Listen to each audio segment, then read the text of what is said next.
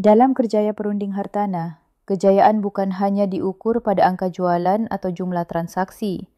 Ramai perunding yang hebat sebenarnya aktif dalam aktiviti sosial, daripada program amal, bantuan komuniti sehinggalah aktiviti kesedaran masyarakat. Di Hebat Realtors, budaya ini sangat ditekankan kerana kami percaya seorang perunding yang turun padang membantu komuniti akan lebih dekat dengan realiti kehidupan pelanggan. Bila seseorang ejen sentiasa terlibat dengan kerja kebajikan, empati mereka meningkat, komunikasi menjadi lebih manusiawi dan hubungan dengan masyarakat lebih kuat. Penglibatan sosial juga membina kredibiliti, sekaligus menjadikan perunding bukan sekadar ejen, tetapi individu yang membawa nilai kepada komuniti. Inilah identiti Hebat Realtors.